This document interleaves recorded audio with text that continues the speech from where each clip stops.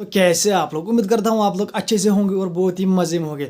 तो भाई साहब पहले बात करते हैं हमारे मैच की, जो कि हमने जीत लिया था भाई साहब अच्छी तरह। एक वन साइडेड मैच जीत लिया हमने भाई साहब। मतलब शुभमन गिल ने भी आज सेंचुरी ठोकी। मतलब बहुत खुश हूँ मैं उस बंदे के लिए, उसने आज सेंचुरी मारी, क्योंकि वो बाबर आजम को रिप्लेस करेगा, नंबर 1 बनेगा। जो आईसीसी को है ना, वो भूल चुके हैं बाबर आजम को, उसको नीचे उतारना, क्योंकि वो ना उनको भूल गए हैं आईसीसी वाले, समझ रहे हो आप।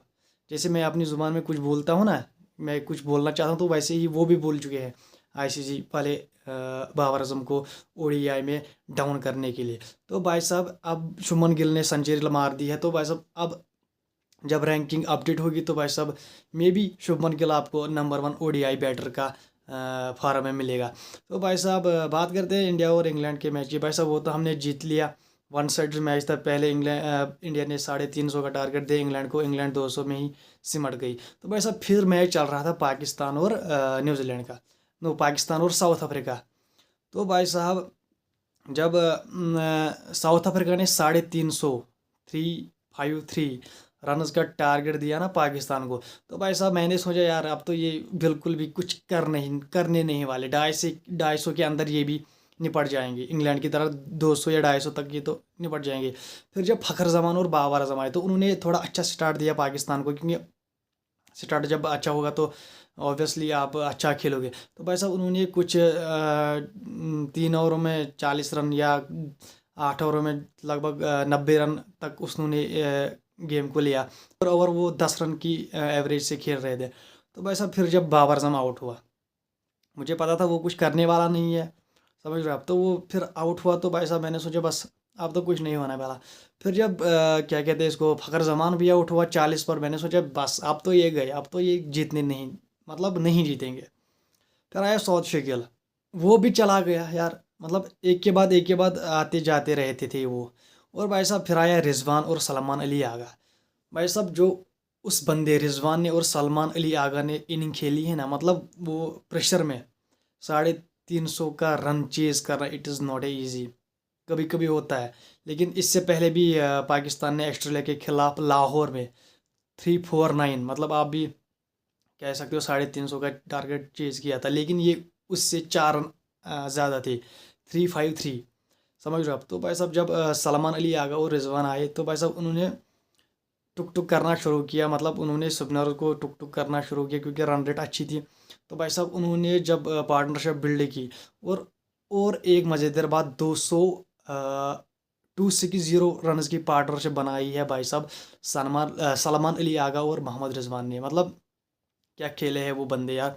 उन्होंने ना साउथ अफ्रीका को आईना दिखा दिया आज। मतलब आप चोकर्स हो, वो आप हो, समझ रहे हो आप।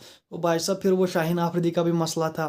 फिर जब पाकिस्तान को ये गुस्सा आया, तो उन्होंने साउथ अफ्रीका को प्रेशर स्लेजिंग करना शुरू कर दी। तो भाई साहब अगर फिर वो ये मैच हारते, तो भाई साहब इनके लिए इससे बदतर कुछ नहीं था। मतलब एक तो ऊपर से यहाँ से स्लेज करना, और फिर जब आप मैच हारो, तो फिर क्या वैल्यू रह जाएगी आपकी। तो भाई साहब इन्होंने उसको गढ़ने नहीं थे, इन्होंने मैच जीता, उन्होंने स्लेजिंग भी की, उन्होंने मैच भी जीता। तो वेल डन पड़ोसियों, बहुत मुबारक हो, आपने एक अच्छा मैच जीता आज। मतलब बहुत मज़ा आया उस मैच को देखकर। लेकिन वो मुझे पता था इंडिया इंग्लैंड का वो तो हम जीतने वाले ही है, क्योंकि वो पहले इनिंग में वन साइड हो गया था। जब इंग्लैंड बैटिंग करने आया तो उनको तो कुछ, मैंने आपको बोला इंग्लैंड बोल चुकी है ओडीआई फॉर्मेट खेलना। तो भाई साहब मोहम्मद रिजवान ने भी सेंचुरी मार दी है, और सलमान अली आगा ने भी सेंचुरी मार दी है। और भाई साहब फिर वो रिजवान का वो iconic cramps, sometimes it's acting, sometimes it is cramp. तो भाई साहब वो सीन चल रहा था, लेकिन फाइनली पाकिस्तान जीत चुका है आज का मैच। 353 रन का टारगेट उन्होंने चेज़ किया। और भाई साहब अब फाइनल है 14 तारीख को, कराची में होगा फाइनल अब, न्यूजीलैंड और पाकिस्तान। लेकिन भाई साहब अब कुछ लोग बोलेंगे फ्लैट ट्रैक से ये है वो है भाई साहब, लेकिन फ्लैट ट्रैक तो है, वो बात नहीं है, वो हमारे में भी है।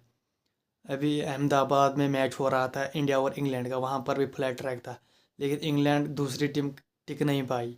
वैसे ही यहाँ पर भी फ्लैट ट्रैक था, लेकिन दूसरी टीम ने चेज कर दिया, समझ रहे हो। बाबर से तो मैं कोई उम्मीद ही नहीं रखता हूँ, क्योंकि वो उस कैलिबर का प्लेयर है ही नहीं अब। वो तो अब कुछ है ही नहीं यार, लिटरली वो कुछ है ही नहीं।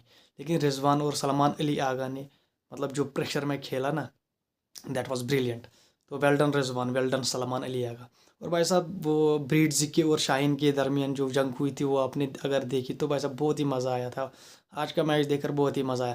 फिर जब बाबर आजम आउट हुआ तो मल्डर ने बाबर आजम को उंगलियां दिखाई, ऐसी आंखें दिखाई। तो भाई साहब these things can happen, this is support. तो या कॉन्ग्रेचुलेशन टू पाकिस्तान। तो मैं मिलता हूँ आपसे अगली वीडियो में, तब तक के लिए बाय बाय।